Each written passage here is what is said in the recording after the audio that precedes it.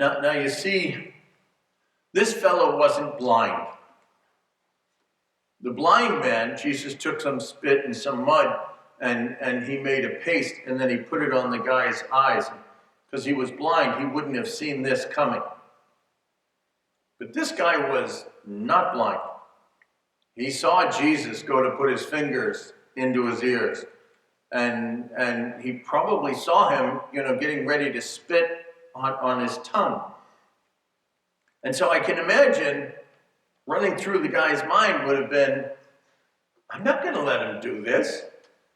But if somebody came up to you and said, I'd like to put my fingers in your ears, I'd like to spit on your tongue, especially now with the COVID, we would say, get back 6 feet.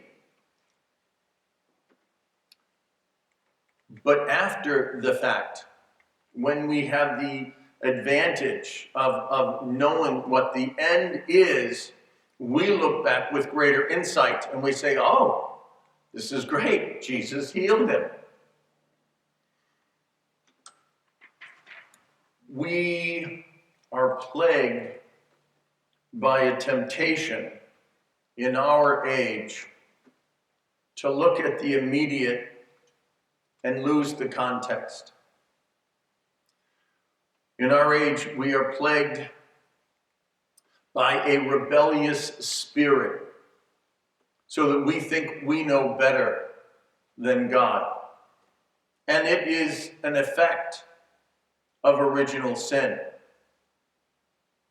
Because what happens in the garden, in the book of Genesis, the serpent comes, and the serpent says to the woman, now we say he said to the woman, but apparently in Hebrew when he speaks, it says, did God really tell you not to eat?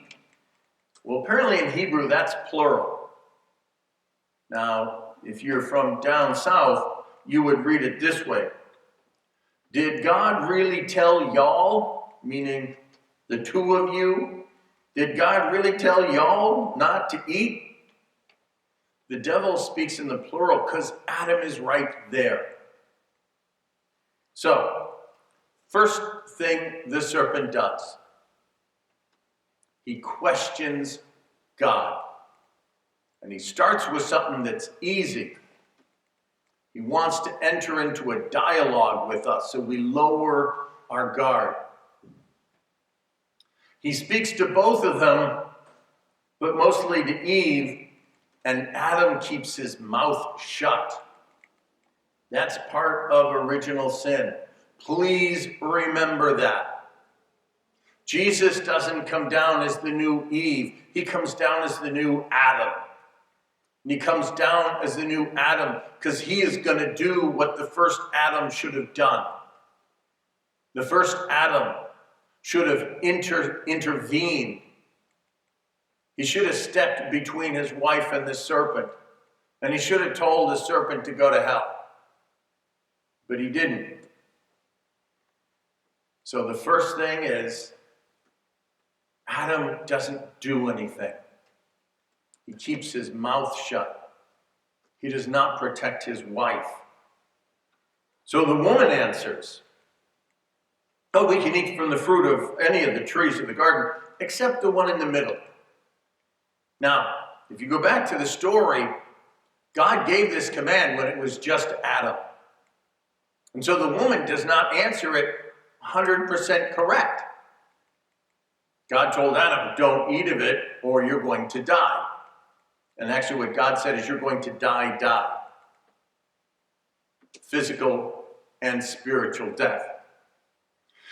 The woman says, oh, well, we're not allowed to eat or even touch the fruit of that tree. And God didn't say you couldn't touch it. So Eve doesn't get it 100% right. So she doesn't really know exactly what God said. What does the devil say? No, God knows well that the moment you eat of it, your eyes will be opened and you will be like gods. One of the effects of original sin is that we want our eyes opened so that we can be like gods. It's not really such a bad desire. The desire, or the part of it that makes it bad is we think we can do it on our own without God. God has told us what is good and bad. We want to do it on our own. So, serpent says, now God knows full well. When you eat of it, your eyes will be open and you will be like gods. You will know what is good and what is evil. Adam and Eve are in the garden. They know what good is. As a matter of fact, that's all they know. The thing that they have experienced is God's creation and God. Everything is good. What is this going to give them? Knowledge of evil. That's what Adam and Eve got.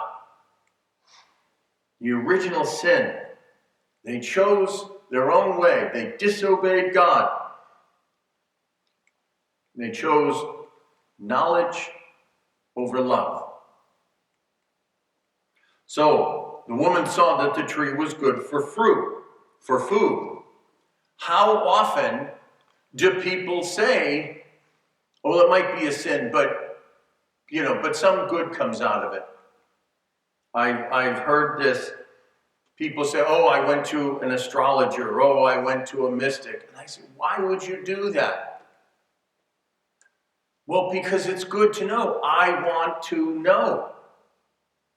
And how bad could it be? I didn't kill anybody. That's the original sin. In the garden, the devil has to convince him of this. In our lives, even after we have been redeemed by the blood of Christ, we now play that game on ourselves. Oh, but, they'll be able to tell. When I was younger, I used to say, no, that's false. And people would say, oh, no, but they told me this, that, and the other.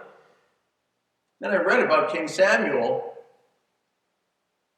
He went to I don't know if you call it a medium, who called the spirit of the prophet.